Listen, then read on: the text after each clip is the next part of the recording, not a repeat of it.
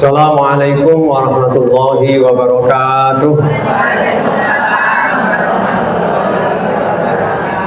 Innal hamdalillah nahmaduhu wa nasta'inuhu wa nastaghfiruh wa na'udzu billahi min syururi anfusina wa sayyiati a'malina.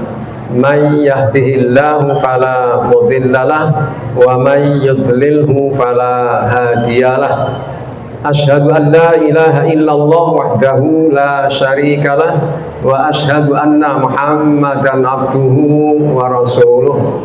Allahumma sholli wa sallim wa barik ala nabiyyina Muhammad wa ala alihi wa ashabihi ajma'in, amma ba'd.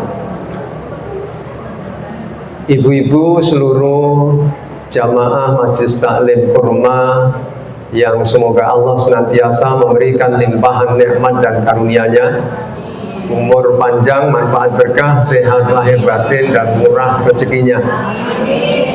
Puji syukur alhamdulillah, mari senantiasa kita panjatkan kehadirat Allah Subhanahu wa taala atas limpahan karunia-Nya. Salawat juga salam mudah-mudahan selalu tercurah kepada junjungan kita Nabi Muhammad sallallahu alaihi wasallam.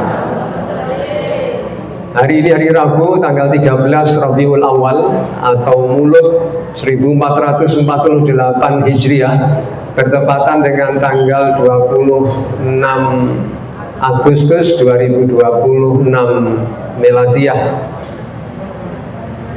Di pagi hari ini kita akan membahas tema kajian kita adalah saat musibah menjadi jalan keberkahan.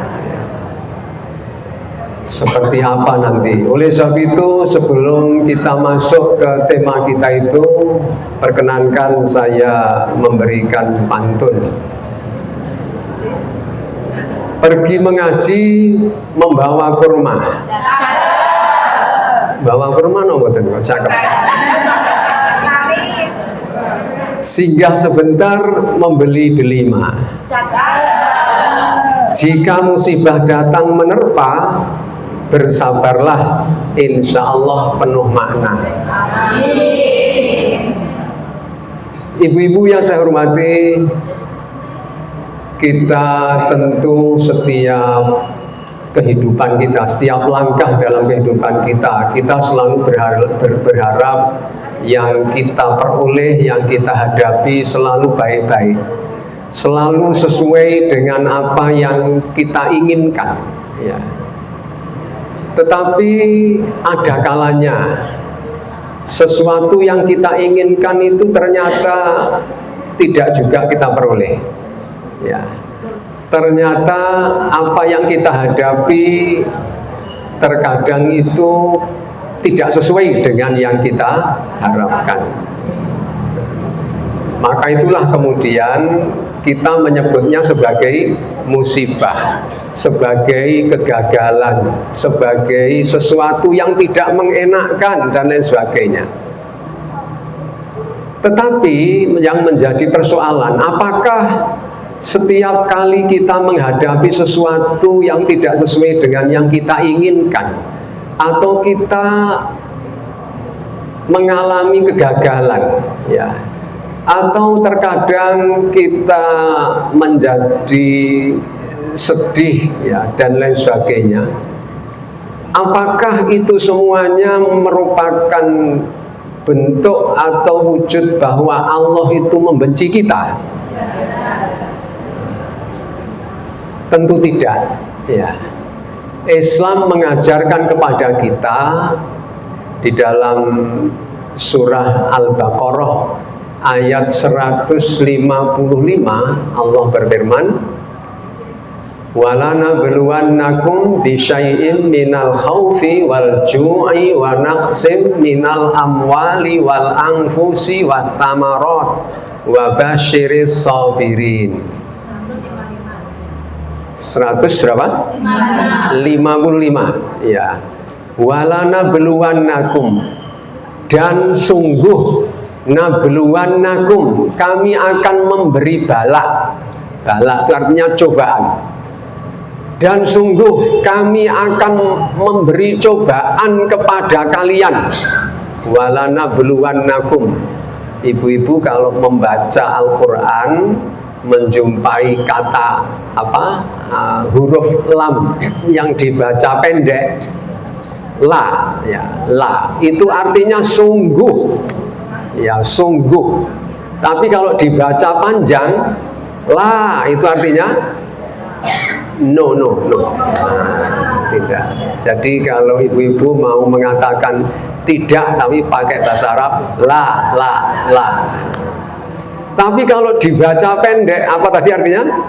Sungguh. Walanabluwannakum. Nablu itu artinya kami menguji, kami memberi cobaan.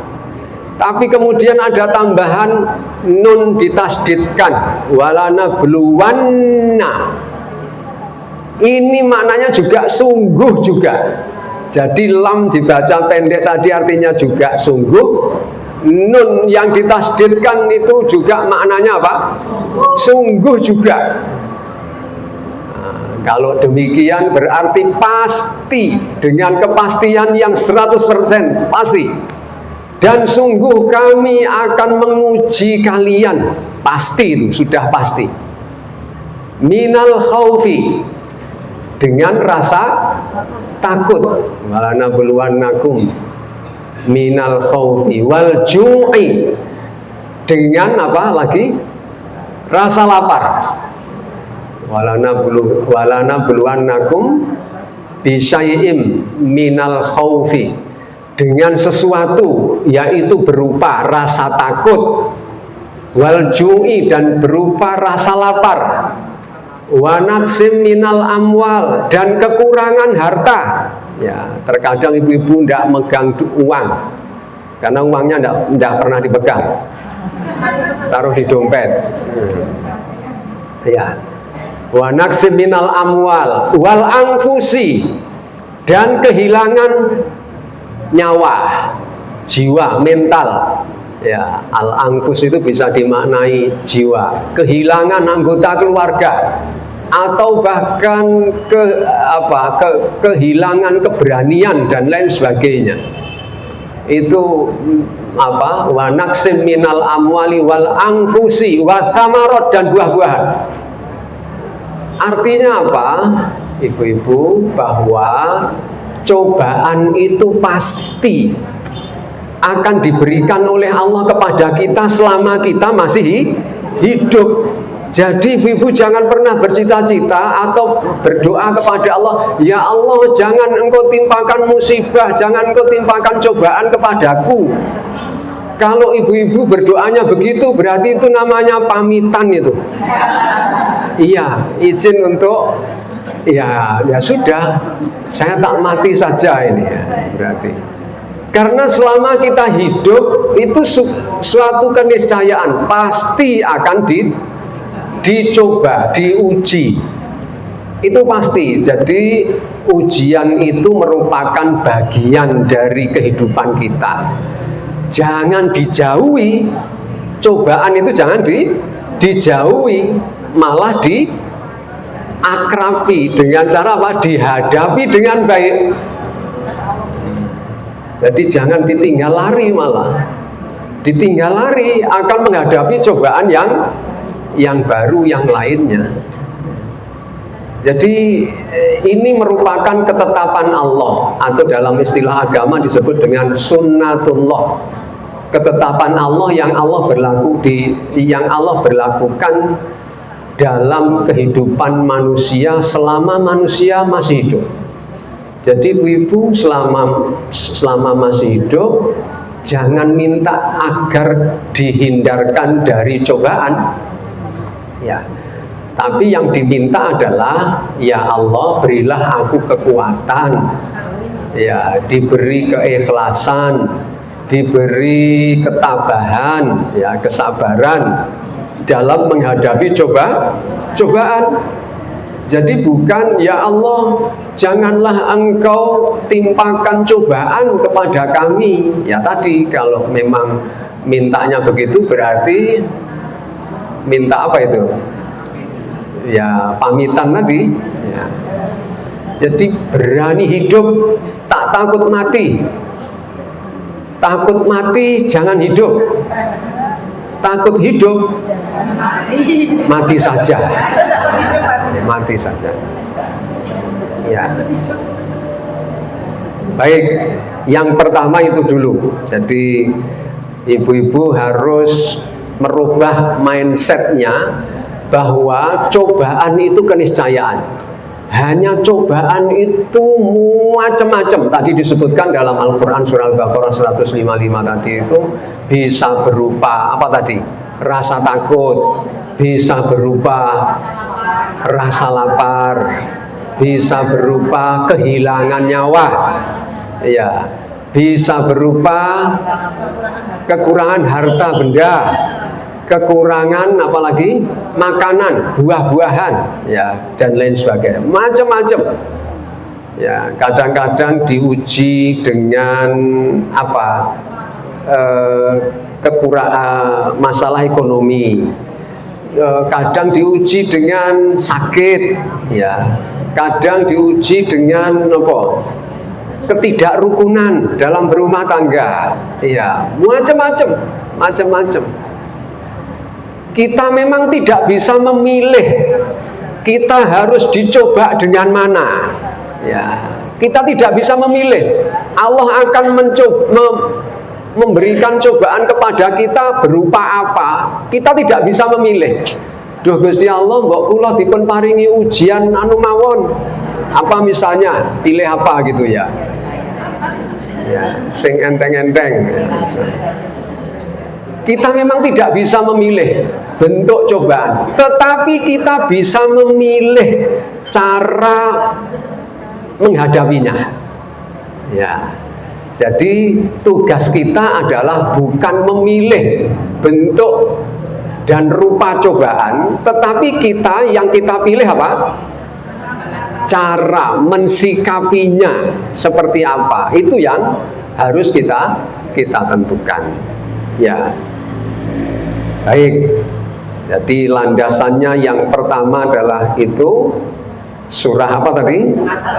Al-Baqarah ayat 155, ya, bahwa musibah adalah bagian dari kehidupan. Jadi di dalam kehidupan itu ibu-ibu, kita kan terkadang hanya terfokus kepada yang menyenangkan saja, ya, kenikmatan saja. Bahwa apabila kita menginginkan sesuatu, kemudian sesuatu yang kita inginkan itu betul-betul kita peroleh, seneng, ya. Sedangkan apabila meleset, suwedih yang seolah-olah itu apa? Ya, terkadang malah mengantarkan kita jadi putus asa. Padahal kedua-duanya ini harus kita perlakukan secara sama.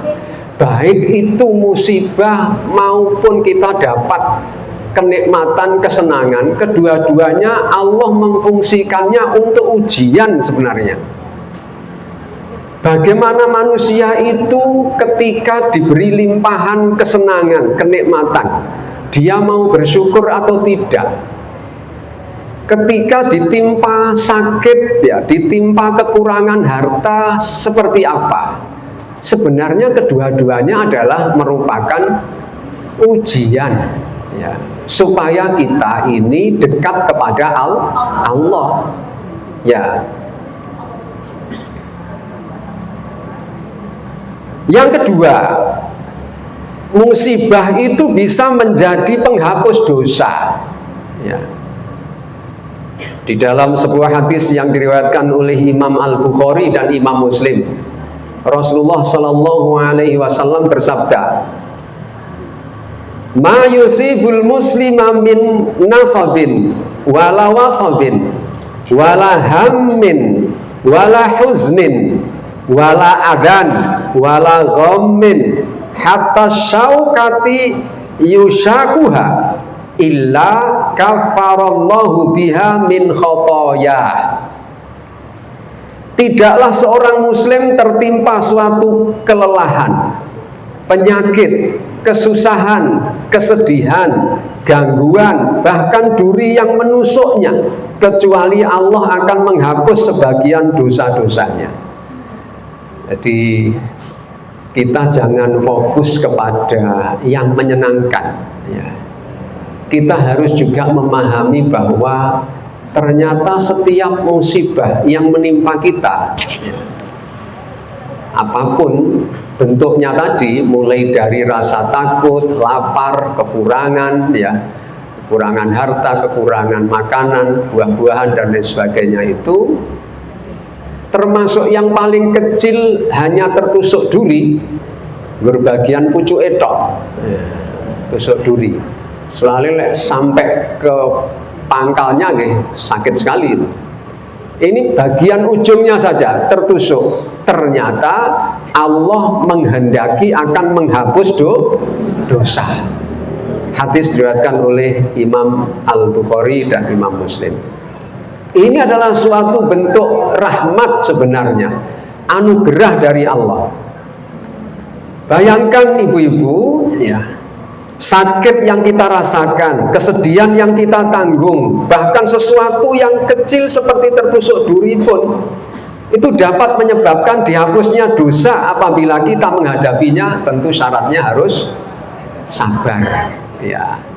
Ada sabar, ada ikhlas, ada yakin bahwa semua yang terjadi atas kehendak Allah. Jika Allah tidak menghendaki, tidak terjadi. Ya, saya tadi sebenarnya menginginkan sampai sini itu kurang dari 10 menit sudah sampai sini harusnya, ya. Dan saya biasanya ke sini naik sepeda motor. Ini tadi kebetulan saya punya 2 sepeda motor terpakai semua oleh anak-anak saya. Ya, yang satu mulai masuk kuliah di UIN, ya, UIN Syekh Wasil. Yang satu ini tadi jaga outlet dodolan, ya. Akhirnya saya bawa roda 4, ya. Tidak mengira, tidak menyangka sampai depannya DKT itu sudah macet di situ. Begitu masuk ke Diponegoro, sudah, Masya Allah, ya.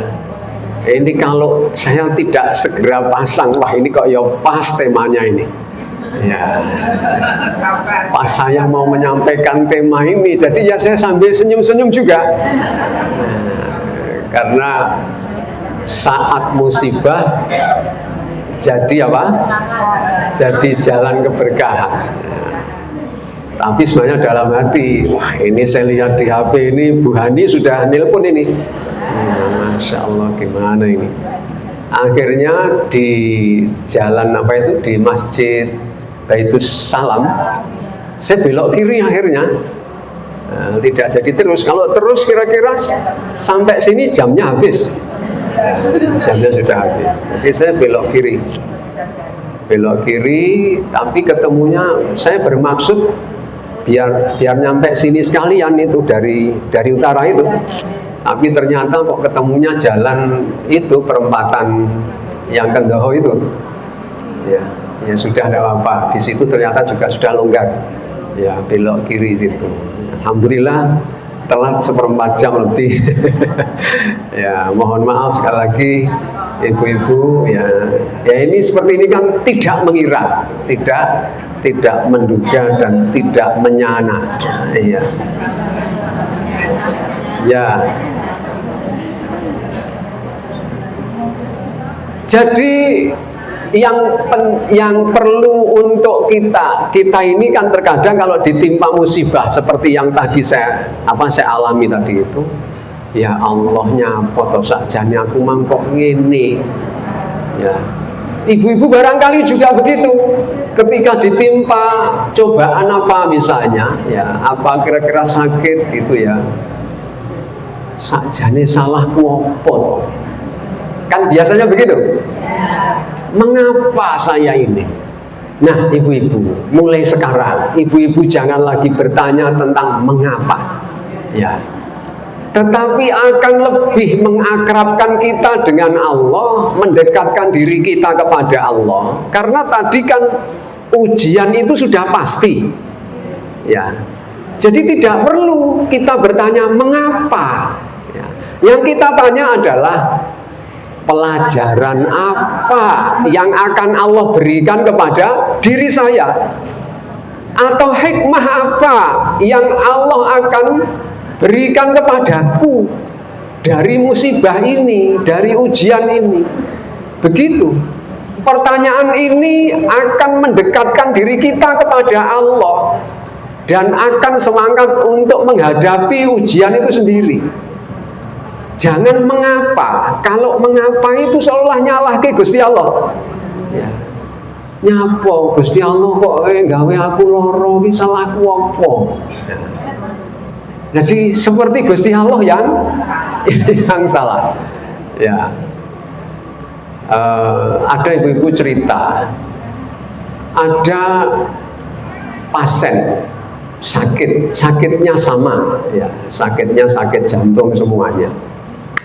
Diberi terapi sama juga karena sakitnya sama dan kondisi dan kualitas sakitnya juga sama. Artinya tidak ada penyertanya, tidak ada sakitnya itu tidak terlalu kronis, ya tidak, ya pokoknya sakit jantung dan standar.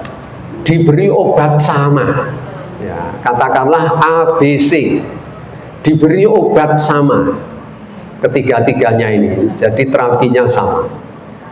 Ternyata dampaknya, efeknya berbeda-beda.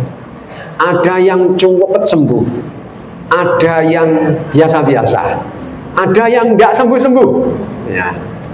Ternyata setelah dilakukan penelitian, ya, pengamatan setelah sekian lama begitu, ini ada yang cepat sembuh. Itu ternyata orangnya itu mempunyai karakter, wataknya itu semeleh, ikhlas orangnya itu. Iya, jadi tidak ngeluh kalau diberi saran oleh dokternya, ya diberi petunjuk manut dia. Niki dipun nunjuk nggih sehari 3 kali sekian, ya manut. Nanti waktunya sholat diingatkan, niki wekdalipun sholat Pak Bu, ya, manut mengerjakan sholat. Ya. Yang kedua, yang B itu biasa-biasa, ya, karena juga agak ikhlas, ya, orangnya agak ikhlas. Tapi yang terakhir tidak sembuh-sembuh, orangnya Rasulullah terus ini, ya, Rasulullah terus. Dipun eling nih, niki wekdalipun sholat, mikir loro kaya mbok. Ya. Nah ini, menika dipun nunjuk, apa aku mau ngombe bolak-balik gak mari-mari. Akhirnya apa? Nyalahkan perawatnya, nyalahkan dokternya, nyalahkan rumah sakitnya. Gusti Allah ya disalahkan. Ya. Disalah-salahke. Ini gara-gara tidak ikhlas ini. Ya, akhirnya enggak sembuh-sembuh, grundel, ya. Ternyata faktor rohani, ya, itu sangat membantu proses penyembuhan. Jadi ibu-ibu kalau sakit, yang pertama kali diperbaiki oleh ibu-ibu itu bukan melalui obatnya, tetapi perbaiki mentalnya dulu, ya, jiwanya dulu. Tadi ikhlas dulu. Ya Allah, ini tentu terjadi, Engkau memberi sakit ini atas kehendak-Mu, ya Allah. Aku yakin itu. Aku ikhlas menerimanya dan aku yakin Engkau akan memberikan hikmah di balik sakit ini. Karena banyak sebenarnya ibu-ibu, dan saya yakin ibu-ibu juga pernah mengalami hal demikian. Ya, suatu ketika ibu-ibu mungkin ditimpa musibah apa, tetapi sesungguhnya, jadi ketika ibu tertimpa musibah itu rasanya ya sakit, kemudian tidak enak, ya, dan rasanya ngersulo dan lain sebagainya, bahkan terkadang sampai putus asa. Tetapi sesungguhnya Allah terkadang itu melalui musibah itulah akan menyelamatkan ibu-ibu dari bahaya yang lebih besar. Ya. Tetapi kita sering kali tidak menyadari hal demikian. Atau terkadang kita ini mau meraih derajat yang tinggi sana, yang sangat tinggi. Tetapi salah satu jalan yang harus kita lalui haruslah jalan yang mungkin kita rasakan tidak nyaman, tidak enak. Tetapi itu harus kita lalui.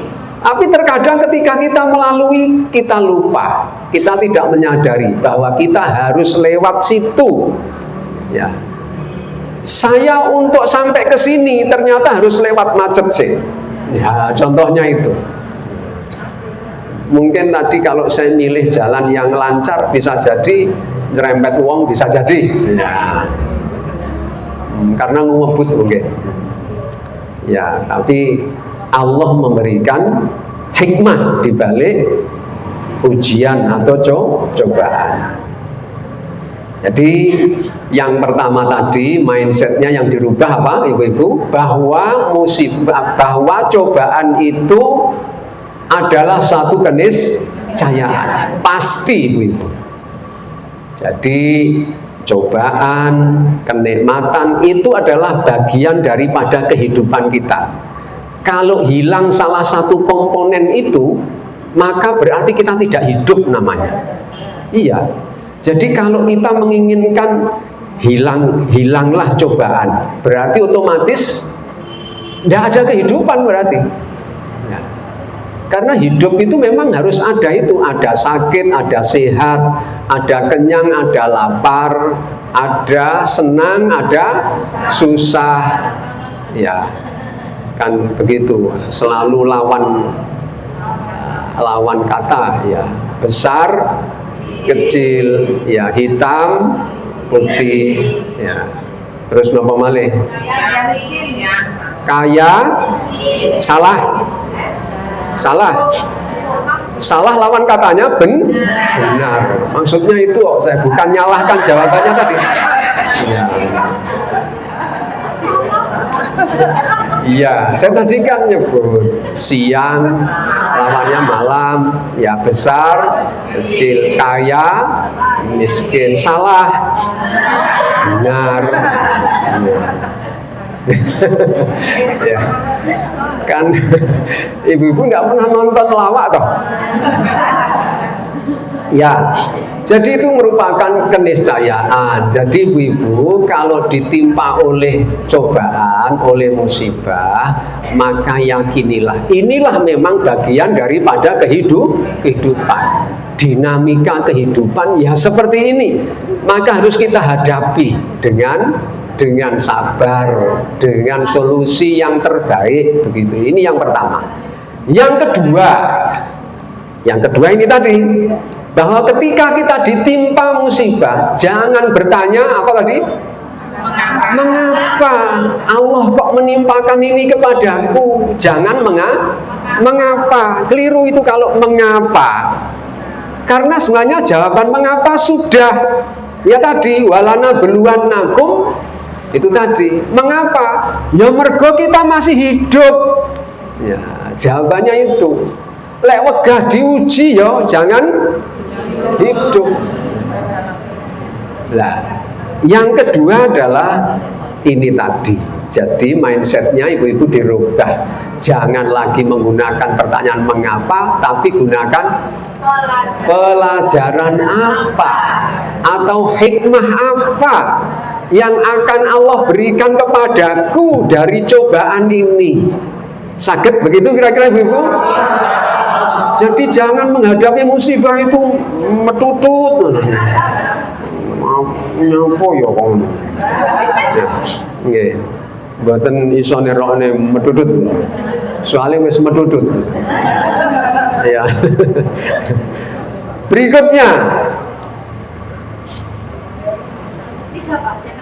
Ya, ini yang ketiga. Tadi yang pertama dalilnya adalah walana buluan nakum. Kemudian yang kedua dalilnya apa tadi? Dan tidaklah Allah itu menguji kita dengan apa tadi? Kelelahan, rasa sakit, ya, hingga tertusuk duri, melainkan semua itu akan berfungsi untuk menghapus dosa ya, jika kita hadapi dengan sabar. Syaratnya itu tadi, dengan sabar tadi. Tapi kalau meduduk tadi, rundel, ngeresulo, ya kira-kira malah nambah dosa itu. Ya, malah nambah dosa. Baik. Musibah itu dapat mengembalikan kita kepada Allah, akan lebih dekat kepada Allah. Ibu-ibu, tanpa ibu-ibu sadari sebenarnya, ketika ibu-ibu dalam kehidupan ini landai-landai saja, semuanya lancar-lancar saja, ya, itu terkadang ibu-ibu tidak sadar bahwa sungguhnya ketika itu ibu-ibu semakin jauh dengan Allah, karena merasa bahwa nyapo aku lancar-lancar ke uripku, sehingga terkadang muncul kesombongan, seolah-olah sudah tidak butuh Gusti Allah lagi. Makanya terkadang Allah itu karena welas asihnya kepada hambanya, justru dengan menimpakan musibah kepada kita ben eling, dan kemudian biar mendekat kembali kepada Allah. Tapi kita memahaminya secara keliru, ya. Jadi kita menganggapnya ketika musibah menimpa kita itu, kita pahami, wah iki Gusti Allah geting karo aku iki. Ya.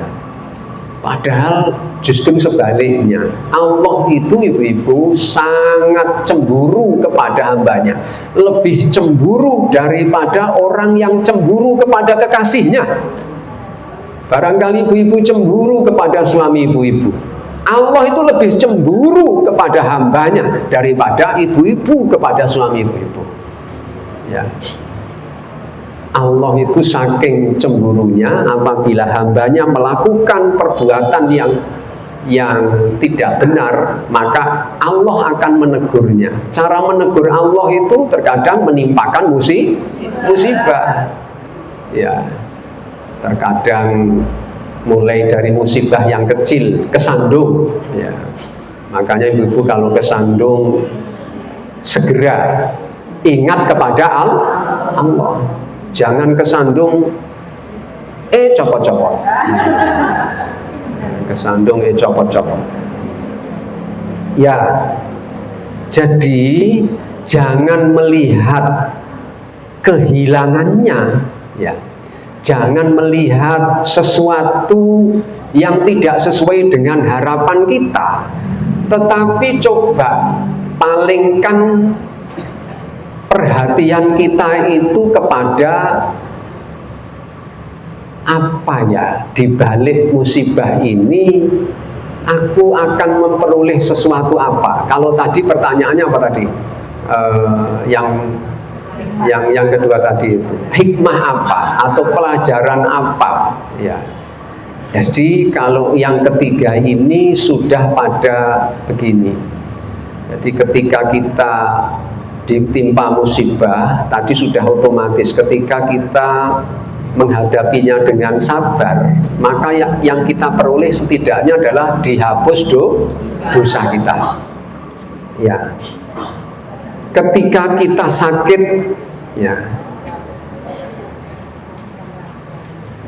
kita akan mulai berdoa, ya. Kan biasanya kita itu kalau bersenang-senang atau diberi kesenangan itu lali sholat tahajudnya ditinggal nih, ya. Mergo wis anu kok wis sugih, ya. Lupa. Ada saat dulu ketika tidak punya apa-apa, itu kan serungkut ke sholat malam ini. Tapi begitu, karena mungkin sholat malamnya dulu memang minta kekayaan. Setelah diberi kekayaan, jur meninggalkan sholat malamnya. Maka oleh Allah ditegur dengan ujian yang lainnya, yaitu sakit. Ben sering istighfar, sering berdoa, ya, ditimpa ujian yang lainnya, dan seterusnya begitu. Jadi ibu-ibu jangan fokus kepada apa yang hilang, tetapi manfaat, ya, manfaat dari Allah menimpakan musibah itu loh, ternyata aku ndek iki lek diparingi nikmat ki saya adoh saka Gusti Allah. Tapi ternyata saiki ya, mergo rego-rego semakin naik ya, semakin mahal nggih. Telur pinten telur niki? Ya. Daging ayam pinten? 31 nggih. Pun 40. Oh ya. Pun 40 nggih. Gere kula mboten tahu tuku gere. Sampun nyepak gere. Dan ngertos. Jadi iya. Lalu karena menjadi mahal barang-barang, kita akan semakin introspeksi kemudian.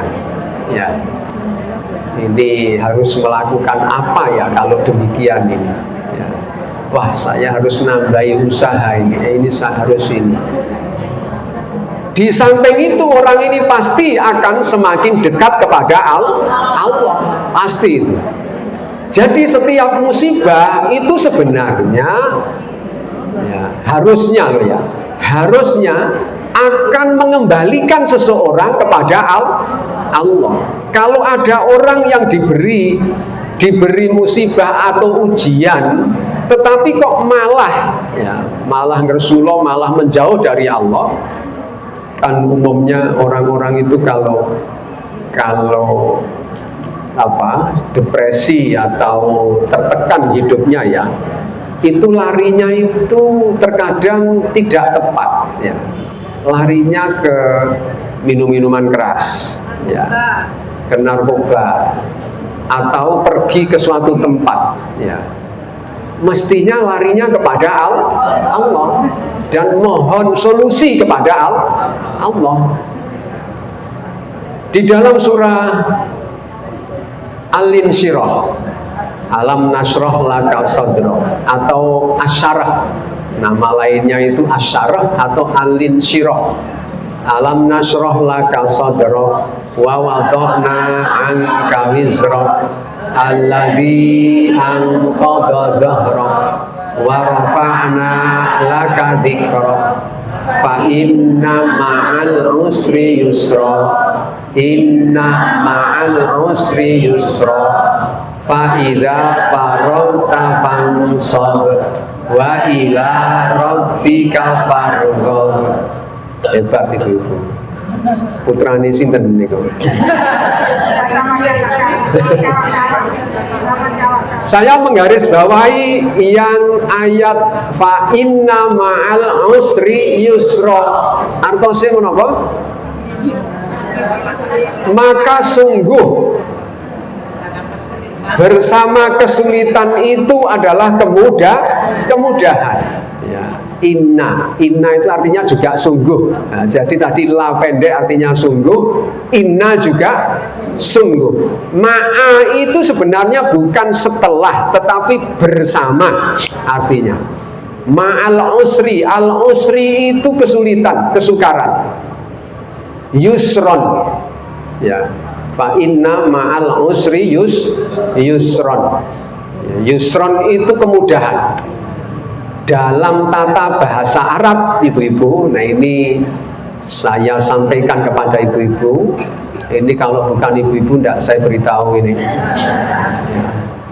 Jadi isim atau kata benda yang disebut atau ditulis dengan menggunakan alif lam di awalnya, atau lebih dikenal dengan lam ta'rif, alif lam ta'rif ya. Kalau dulu kita belajar di madrasah atau ke guru ngaji kita waktu kita masih kecil ya, atau saya dulu masih kecil, itu diajari ini adalah alif lam ta'rif, yakni alif lam untuk menunjukkan bahwa isim atau kata benda itu sudah dimaklumi, sudah diketahui sebelumnya.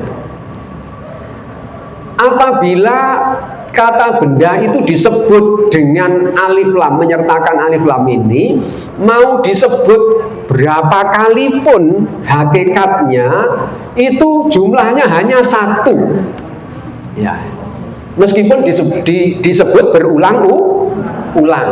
tapi hakikatnya jumlahnya hanya sitok-tok.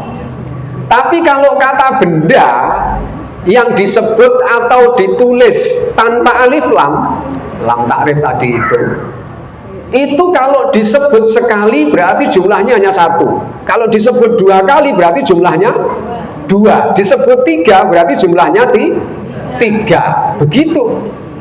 Makanya di dalam surah ini ya, di dalam kedua ayat itu fa inna ma'al usri yusron. Inna ma'al usri yusron. Al usrunya itu disebut dengan apa tadi? Alif lam.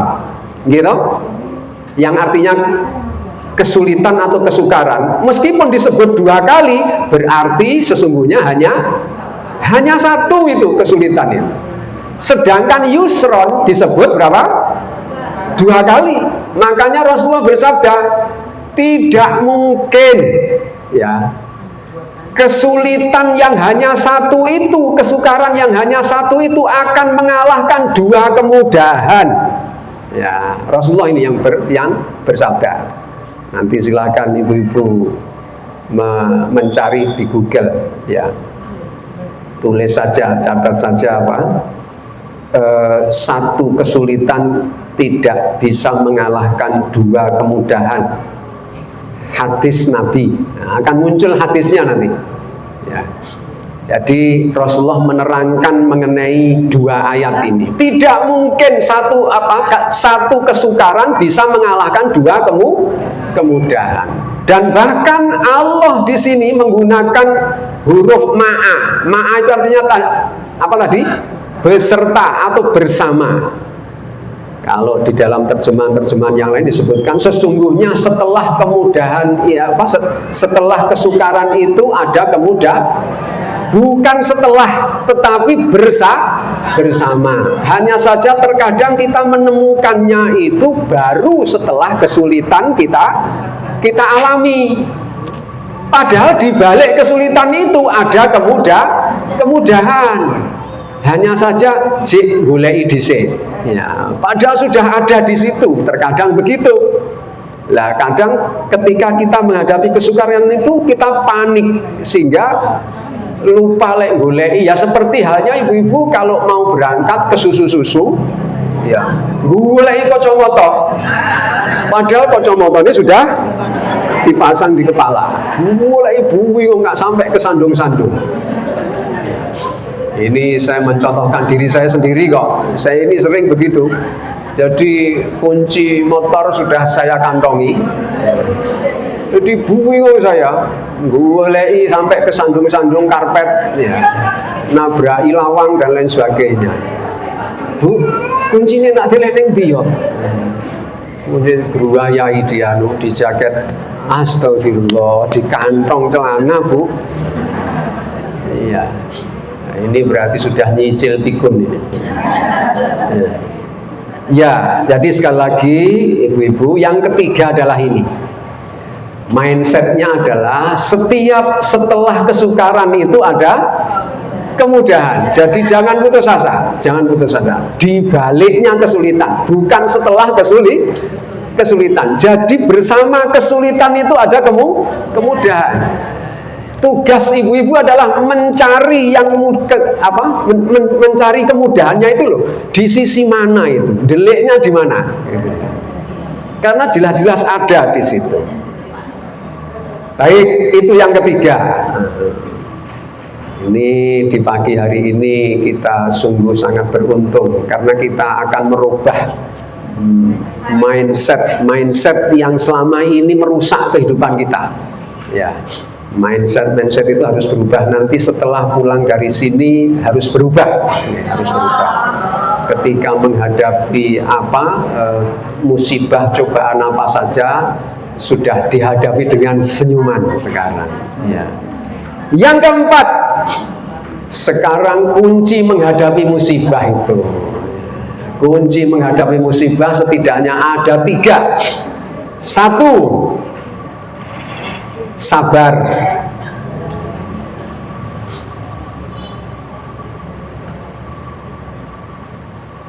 Sabar itu jangan dimaknai tidak boleh nangis, tidak boleh bersedih, boleh. Ya, jadi nangis sedih itu tidak menghapus sabar, ibu-ibu. Jadi lalu kalau ada orang ditimpa musibah terus nangis, ora sabar deh. Enggak, belum tentu. Boleh, asalkan nangisnya tidak berlebihan. Ya, enek ngarepe suamine nangis gerok-gerok. Asalkan nangisnya itu lebih kepada Allah. Ya. Makanya ibu-ibu kalau ditimpa cobaan apa saja, justru usahakan wadulnya, mengadunya kepada Allah. Dan cara mengadunya, nangislah ibu-ibu. Kalau tidak bisa nangis, latihan nangis. Betul. Rasulullah malah menganjurkan kita untuk nangislah kepada Allah. Jangan nangis kepada sesama. Nangis kepada sesama, wah malah nambahi masalah nanti. Iya. Nangis kepada sesama itu tidak harus mendatangi seseorang terus nangis di hadapannya, enggak. Cukup pasang status gambar nangis itu sebenarnya sudah mencerminkan bahwa ibu-ibu itu menangis. Nggak perlu sebenarnya pasang seperti itu. Oh ketok iki bersedih apa koncoku itu. Ia yang tanggap dan yang mensikapi, yang memperlakukan saudaranya secara positif. Nah, tapi kalau yang enggak malah nyokorne nanti. Yuh ono rasakno. Iya. Itu yang pertama. Sabar. Sabar itu berarti kita tidak menyalahkan Allah, tidak berputus asa dari rahmatnya, dan tetap berusaha berada di jalan yang diridhoinya. Itu namanya sabar. Jadi kalau mau nangis, nangislah kepada Allah. Kalau mau mengadu, mengadulah kepada Allah. Kapan waktunya itu kira-kira? Sepertiga akhir di waktu malam. Iya. Nah, ini nangislah ibu-ibu, silahkan nangis. Dan Masya Allah efektif sekali ibu-ibu. Dalam masalah apa saja ibu-ibu, mengadulah kepada Allah di saat itu. Nah, nanti ibu-ibu bisa merasakan mustajabnya. Ya. Jadi boleh nangis, boleh bersedih. Ya. Baik, yang kedua, ini tadi cara menghadapi musibah. Yang kedua adalah tetap berikhtiar, berusaha. Sebagai manusia tugas kita memang ikhtiar. Soal hasilnya itu kita serahkan kepada Allah. Kalau sakit berobat. Kalau kekurangan harta, usaha. Kerja. Membuka usaha apa saja. Online. Oh, sekarang kan lebih mudah lagi. Apa buka MBG?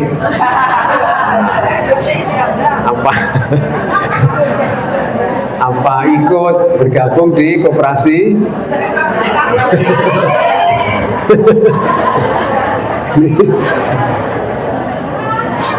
Ya.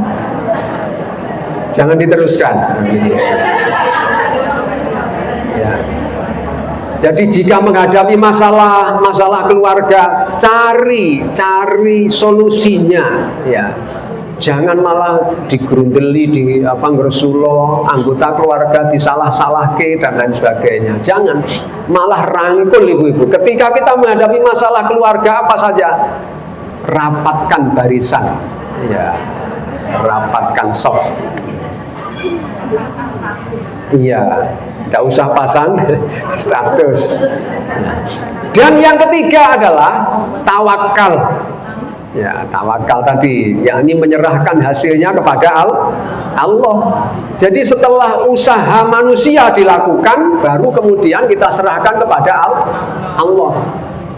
Saya punya keponakan ibu-ibu, dulu sudah pernah saya ceritakan, keponakan saya perempuan, jadi anak dari paman saya, ya, paman kandung, jadi adiknya ibu saya, punya anak perempuan, bersuami, kemudian tapi lama tidak dikaruniai anak, sudah kurang lebih 8 tahun 8 tahun hamil, kemudian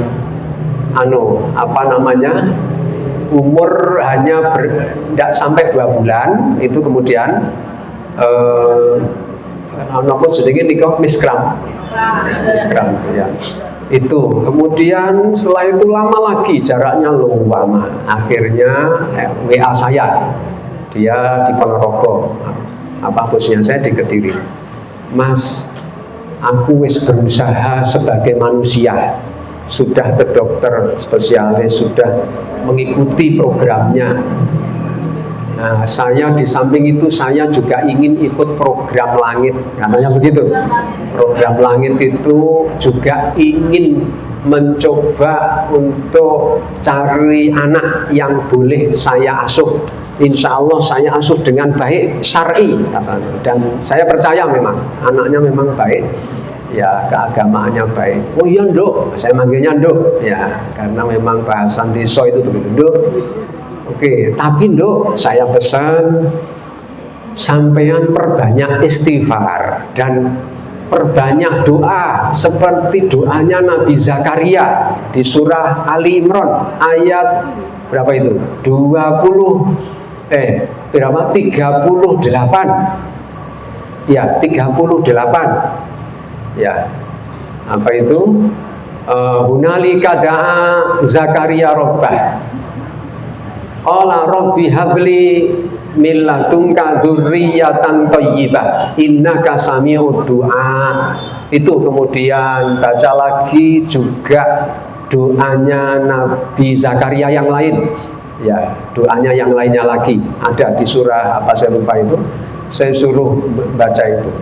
Tapi kemudian selang 11 bulan itu saya dikabari, alhamdulillah Mas, sudah lahir anak laki-laki. Terima kasih Mas. Itu artinya bahwa setelah ikhtiar manusia dilakukan, maka kemudian tawakal kepada Allah. Ya, tawakal kepada Allah. Ya, sampai sekarang masih tersimpan itu WA-nya, ya, WA yang saya kirimkan ke adik misanan, ya, bukan keponaan tapi sepupu atau misanan. Ya.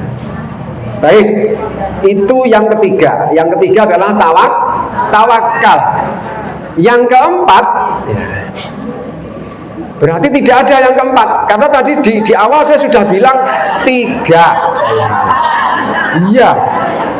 Jadi ibu-ibu yang nulis 4 salah dewe.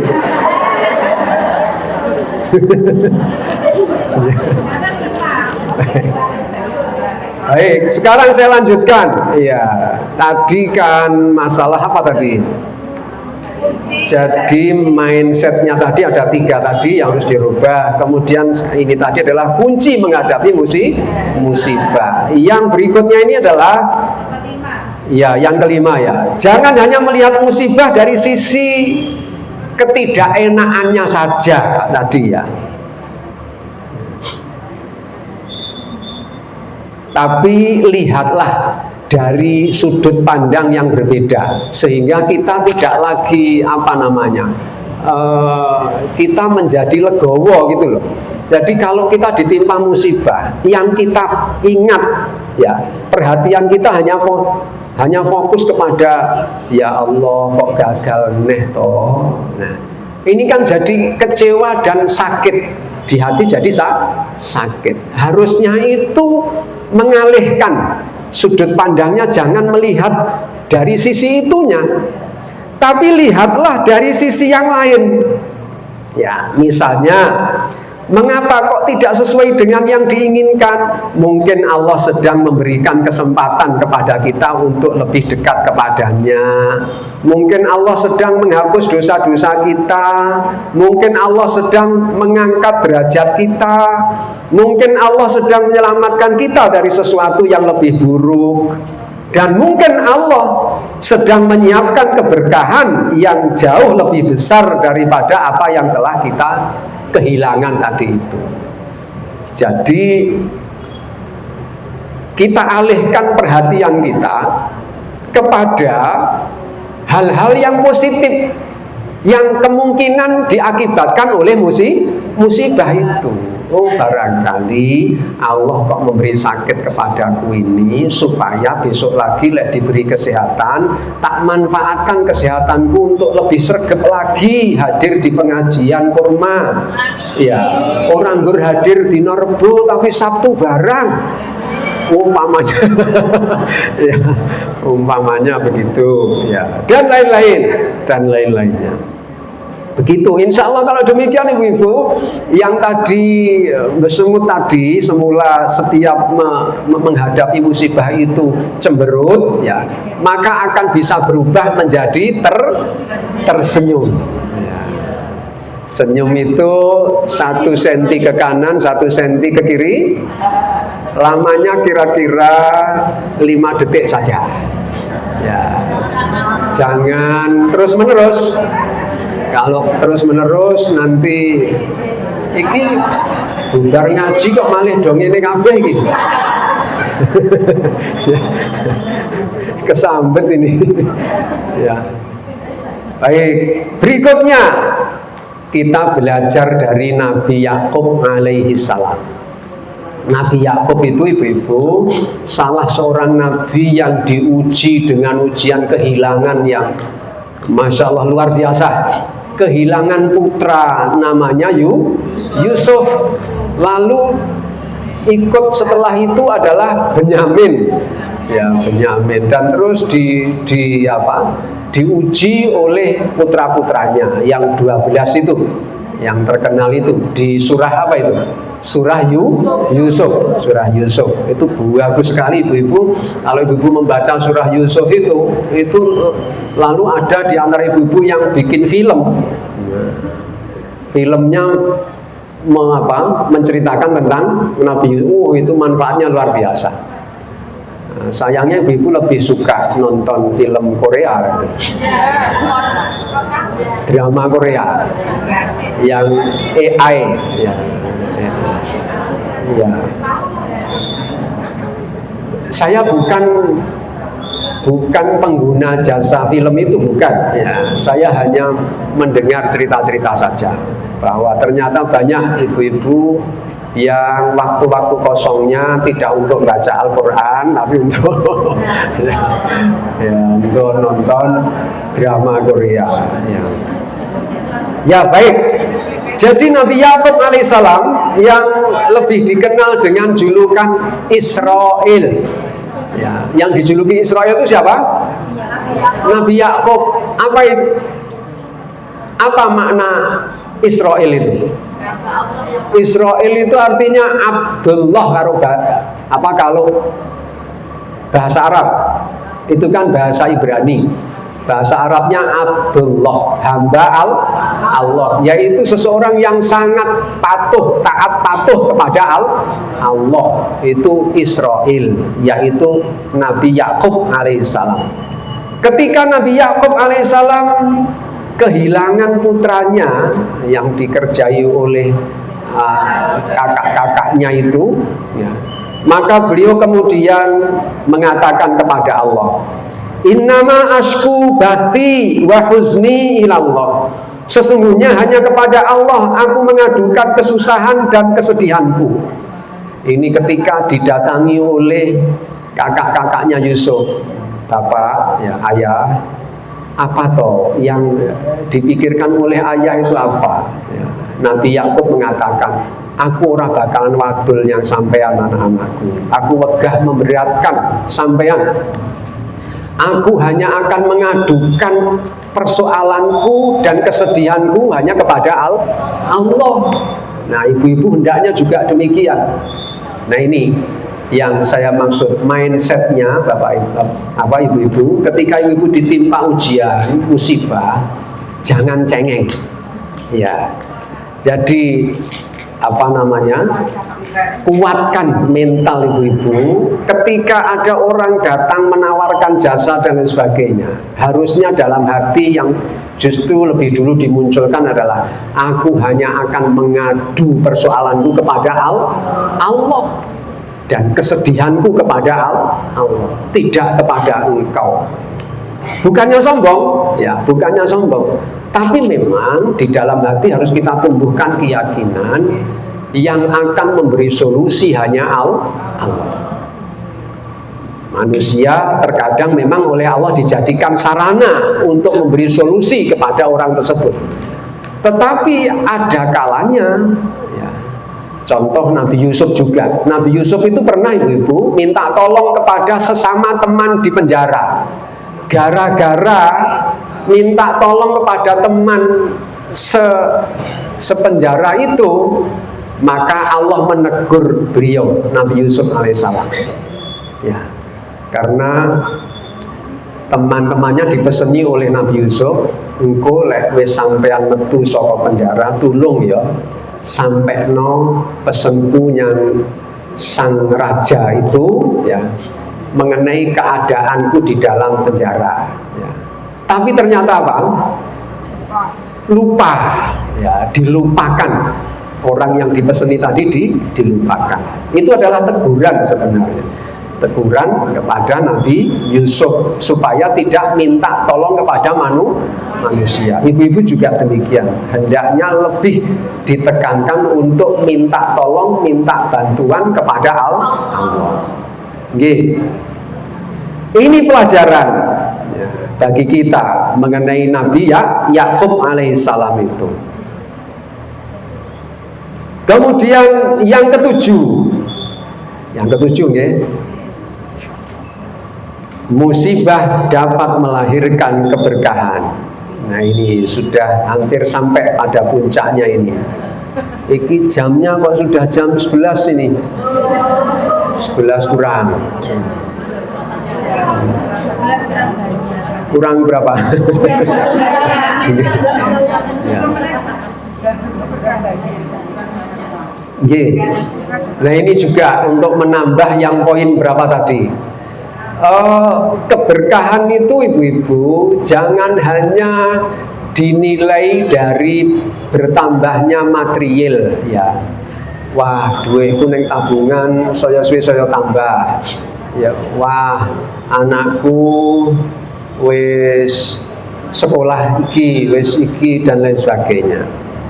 Tapi keberkahan itu hendaknya kita pandang juga sebagai banyak bentuk keberkahan itu. Misalnya hati yang semakin dekat kepada Allah.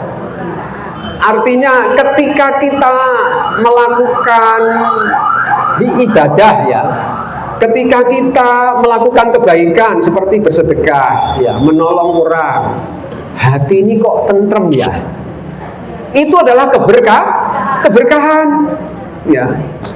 Keluarga yang semakin rukun. Sing semula ndek ngingi ngoten cek rada tukaran misalnya.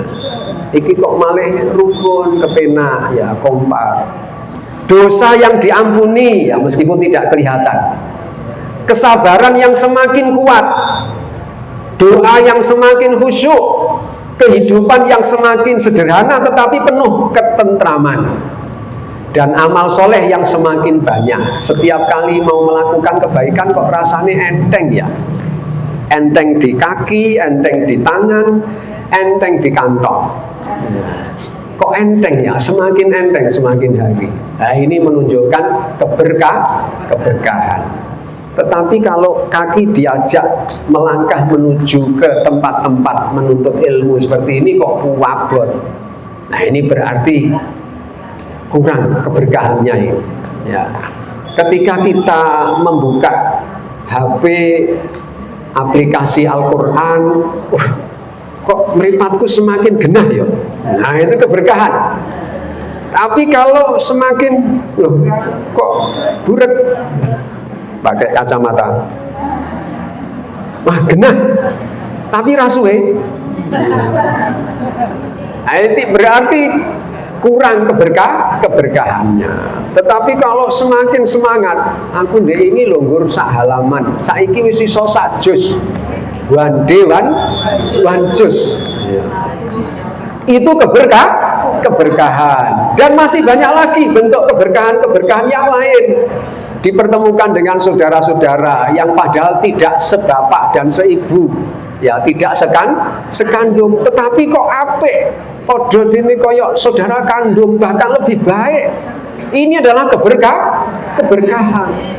Neng kene aku ora ketemu dulurku kandung, tapi kok ketemu dulur sing luweh saka dulur kandung. Bapak ya ngono, bapakku wis gak enek, tapi iki kok koyok bapakku, ya.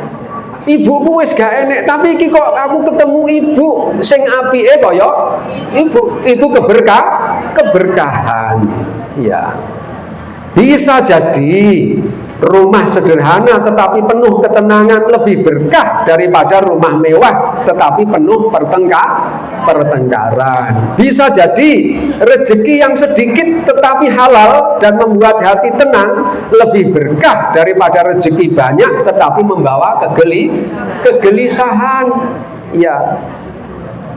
Tapi akan lebih berkah lagi apabila rezekinya banyak tapi juga tenang.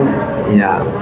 Bisa jadi sakit yang membuat kita rajin berdoa lebih berkah daripada sehat yang membuat kita lupa kepada Allah. Ya. Begitulah. Dan kemudian ibu-ibu, mari ini sebagai penegasan kita rubah mindset kita yang penting tadi itu.